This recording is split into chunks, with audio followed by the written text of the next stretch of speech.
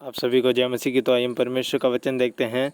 भजन संहिता 24 अध्याय उसका पहला वचन। वचन की हेडिंग है महिमा राजा, महिमा मय राजा। ठीक है, और आगे हम वचन को शुरू करते हैं। पृथ्वी और जो कुछ उसमें है यहोवा ही का है, जगत और उसमें निवास करने वाले भी। परमेश्वर का वचन कहते हैं कि पृथ्वी के अंदर जो कुछ भी है वह परमेश्वर का ही है, और चाहे वो जगत में निवास करने वाले भी, मतलब इस जगत में, इस संसार में जो जितने भी जन हैं, जितने भी लोग हैं, जो कुछ है वह किसका है? वह परमेश्वर का ही है। वचन आप कहता है कि पृथ्वी के अंदर जो कुछ है वह परमेश्वर का है। चाहे इसमें जीव जंतु हों, चाहे वो इंसान हो, चाहे वो कुछ भी चीज़ हो, वो किसकी है? परमेश्वर की है, क्योंकि उसका वचन आप कहता है। और आगे देखिए वचन क्या कहता है, क्योंकि उसी ने उसकी नींव समुद्र के ऊपर दृढ़ करके रखी है और महानदों के ऊपर स्थिर किया है। परमेश्वर का वचन कहता है क्योंकि उसी ने उसकी नींव समुद्रों के ऊपर दृढ़ किया है। सच में परमेश्वर का वचन महान है, क्योंकि परमेश्वर ने ही धरती, आकाश और समुद्र और इस पृथ्वी को, सभी चीज़ों को परमेश्वर ने बनाया। परमेश्वर ने जब पृथ्वी बनाई तो समुद्र को इस भूमि पे से अलग किया। जिस तरह हम उत्पत्ति में पढ़ सकते हैं, वो पर जब परमेश्वर ने इस सृष्टि की रचना की थी तो वचन कहता है कि परमेश्वर ने उसकी नींव समुद्र के ऊपर दृढ़ करके रखी है और उसके महानदों के ऊपर स्थिर किया है। परमेश्वर ने उसके ऊपर नींव को स्थिर रखा है। ये जो धरती है, परमेश्वर ने इसको क्या कर रखा है? स्थिर करके रखा है। और आगे देखिए वचन क्या कहता है, यहोवा के पर्वत पर कौन चढ़ सकता है और उसके पवित्र स्थानों में कौन खड़ा हो सकता है। परमेश्वर का वचन कहता है कि यहोवा के पर्वत पर कौन चढ़ सकता है। सच में उसके पर्वत पर परमेश्वर के समीप, मतलब वही लोग चढ़ सकते हैं जो पवित्र लोग हैं। आज के समय में प्रभु यीशु मसीह के टाइम में अब हम, जो पापी मनुष्य भी होता है वो भी जा सकता है परमेश्वर के भवन में। और जो पहले इस समय प्रभु यीशु मसीह नहीं आए थे, उस समय जब प्रभु यहोवा परमेश्वर थे, तो उनके पास सिर्फ वही लोग जा पाते थे जो लोग पवित्र थे। उनके स्थान में, उनके पर्वत पर, परमेश्वर के भवन में सिर्फ वही लोग जा सकते थे जो लोग पापों से दूर थे, जिनके अंदर कोई पाप नहीं था। वही लोग केवल परमेश्वर के पास जा सकते थे। और वचन देखिए आगे क्या कहता है, और उसके पवित्र स्थान में कौन खड़ा हो सकता है। केवल वही लोग खड़े हो सकते हैं जो पवित्र लोग थे, जो पवित्र जन थे। बस वही जन परमेश्वर के भवन में खड़े हो सकते हैं पहले के टाइम। और अब के टाइम में, हर एक जन, जो पापी मनुष्य हो चाहे कोई भी जन हो, वो परमेश्वर के भवन में जा सकता है, क्योंकि प्रभु यीशु मसीह ने इस संसार के सभी पाप को अपने ऊपर ले लिया था।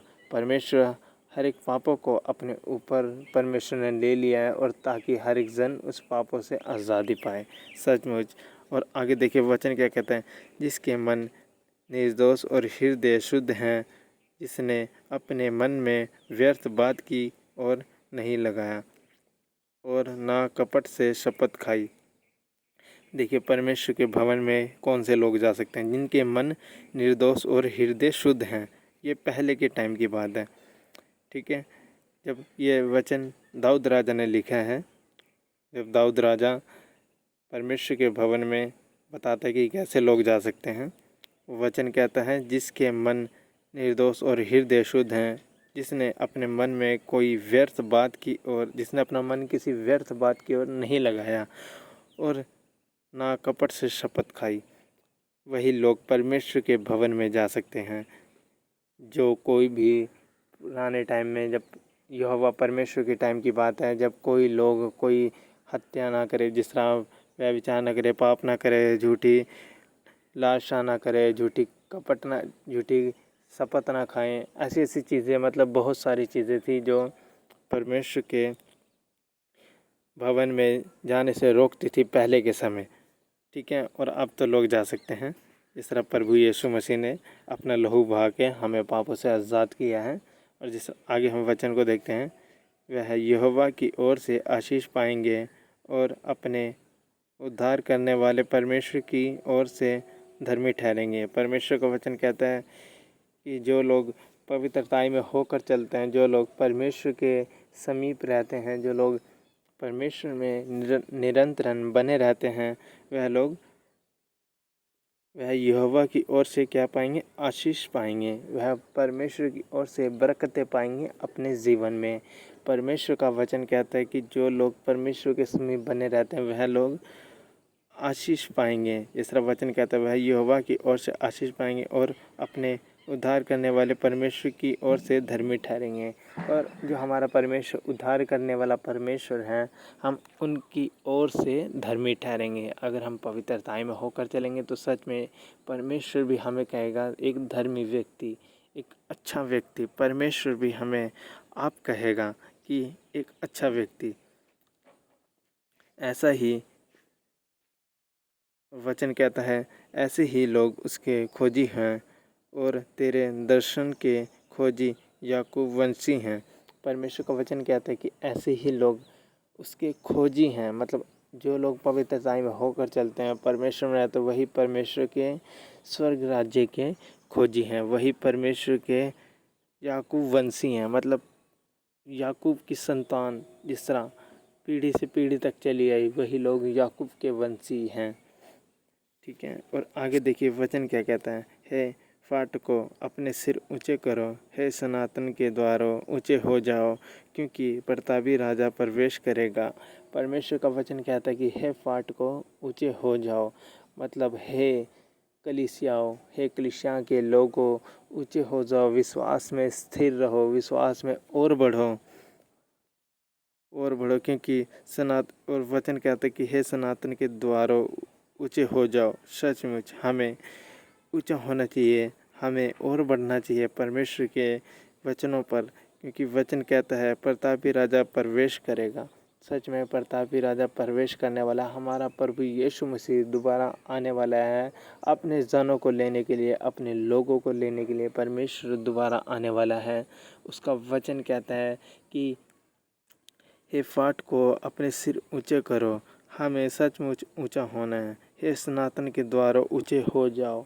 परमेश्वर का वचन कहते कि तुम ऊंचे हो जाओ, तुम विश्वास में दृढ़ हो जाओ, तुम्हारा विश्वास ढहने ना पाए, तुम विश्वास में क्या रहो? मजबूत हो जाओ। सचमुच हमें ऐसे ही मजबूत होकर रहना है, विश्वास में दृढ़ रहना है। और वचन देखिए आगे क्या कहता है, वह प्रतापी राजा कौन है? परमेश्वर जो सामर्थ और पराक्रमी है, परमेश्वर जो बुद्धि से पराक्रमी है। वो प्रतापी राजा कौन है? परमेश्वर जो सामर्थी और पराक्रमी है। सचमुच वही प्रतापी राजा परमेश्वर है। वचन जिस तरह हमें सिखाता है। और परमेश्वर जो बुद्धि से पराक्रमी है, जो बुद्धि से महान परमेश्वर जिसने इन सभी की रचना की, वो कौन है? वो परमेश्वर हैं। क्योंकि जब परमेश्वर ने इस धरती की रचना की तो परमेश्वर ने उससे बुद्धि की रचना की, तो परमेश्वर ने सभी चीज़ें अपने हिसाब से परमेश्वर ने बनाई। तो परमेश्वर बुद्धि से पराक्रमी परमेश्वर, महान परमेश्वर है। और उसका वचन आगे देखिए क्या कहता है, हे फाट को अपने सिर ऊंचे करो, हे सनातन के द्वारों तुम भी खुल जाओ, क्योंकि प्रतापी राजा प्रवेश करेगा। वही बात फिर से वचन में लिखी गई है, फाट को तुम ऊंचे हो जाओ। परमेश्वर कहता है कि तुम ऊंचे हो जाओ, तुम विश्वास में दृढ़ बने रहो।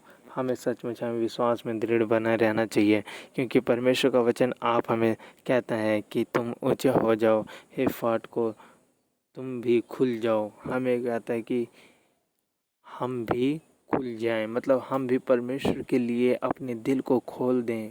बिल्कुल अपने जीवन में कोई भी बुरी बातें, कोई भी व्यभिचार, कोई भी पाप अपने जीवन में ना रखें।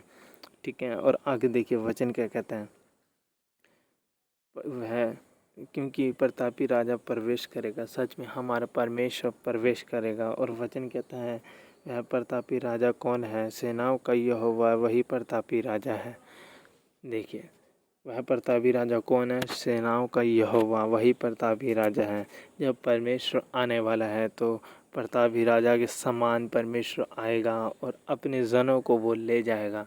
सचमुच परमेश्वर कहता है कि जितने भी उसके लोग हैं वो चाहे जहाँ भी हों, जिस समय परमेश्वर आएगा वो परमेश्वर उन लोगों को उठा लेगा वहाँ से। एक स्वर्गदूत के नाई वो सब हो जाएंगे, परमेश्वर उनको उठा लेगा। और आगे देखिए, हम अब दूसरा वचन करते हैं। जिस तरह यहोवा मेरा चरवाहा है, मुझे कुछ घटी ना होगी। वचन की हेडिंग यह है, भजन संहिता 23 में लिखा गया है ये वचन। यहोवा मेरा चरवाहा है, मुझे कुछ घटी ना होगी। परमेश्वर कहता है कि उसका वचन कहता है कि यहोवा परमेश्वर मेरा चरवाहा है। उसके होते हुए मेरे जीवन में किसी भी भली वस्तु की घटी नहीं होगी। सच में परमेश्वर को जो लोग मानते हैं, जो लोग परमेश्वर के वचनों पर चलते हैं, उनके जीवन में किसी भी भली वस्तु की घटी नहीं होती, क्योंकि परमेश्वर उनके जीवन में निरंतर कार्य करता रहता है। परमेश्वर को पता होता है कि मेरे जनों को किस चीज़ की घटी है, किस चीज़ की कमी है। परमेश्वर को सब पता होता है, परमेश्वर सब देखता है। परमेश्वर की आँखें हम धर्मी व्यक्ति पर लगी रहती हैं।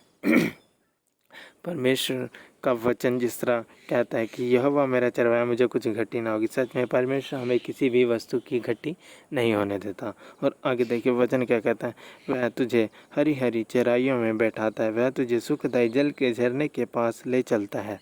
परमेश्वर का वचन कहता है कि वह तुझे हरी हरी चराइयों में बैठाता है। मतलब परमेश्वर हमें हर एक वस्तु, हर एक चीज़ परमेश्वर हमें हमारे समीप रख देगा। परमेश्वर का वचन कहता है कि वह तुम्हें हरी हरी चराइयों में बैठाता है।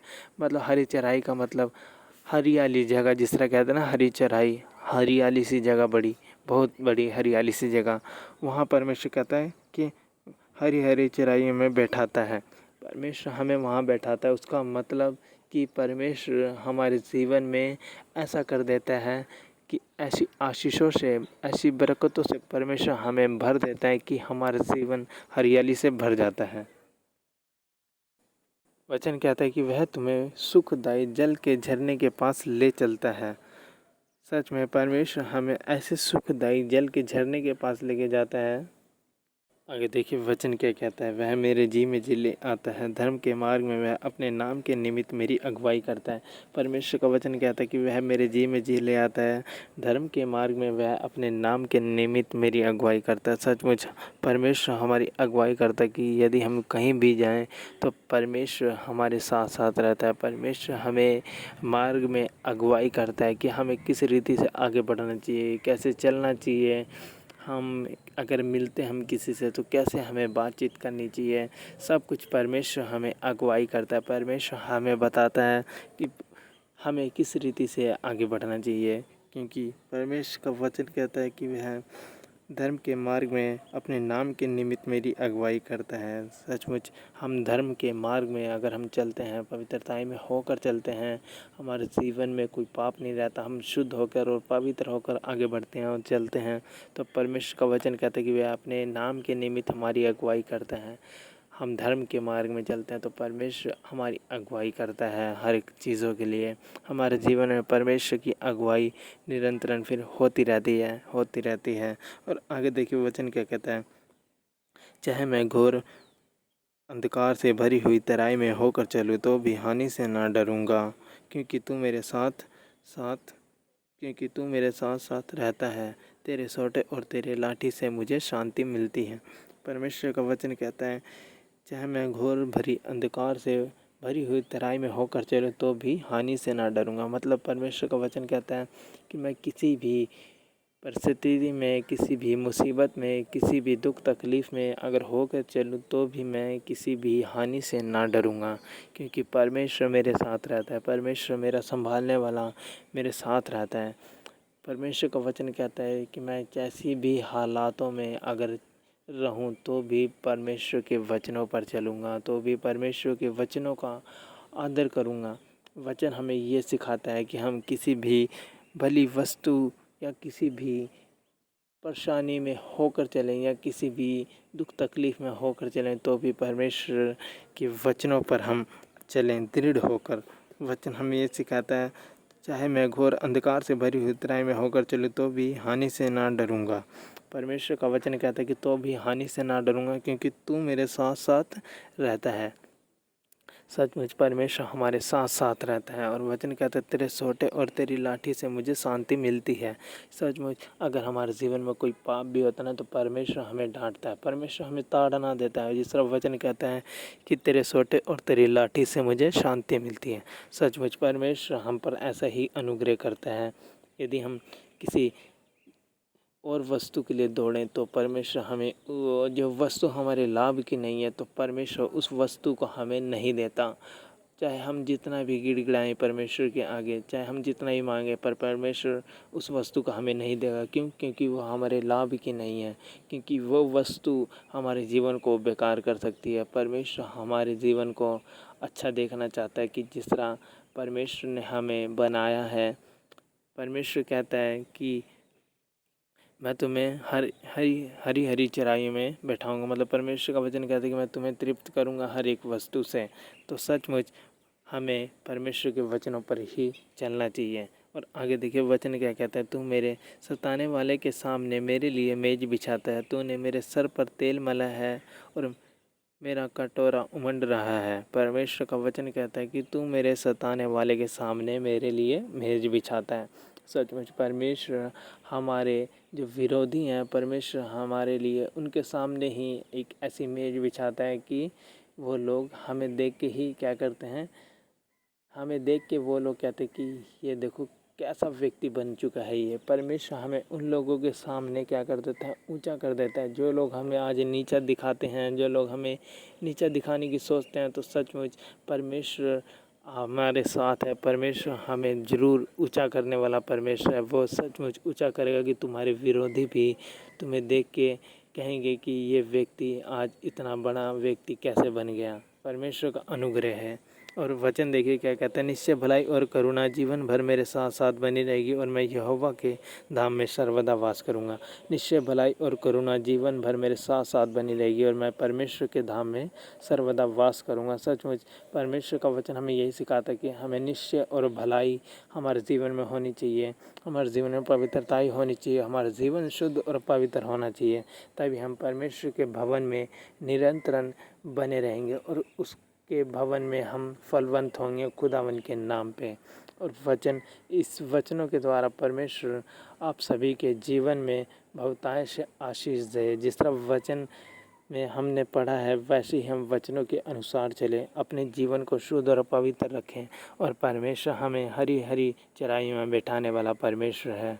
तो इस वचनों के द्वारा आप सभी को बहुतायत से आशीष मिले। आप सभी को जय मसीह की।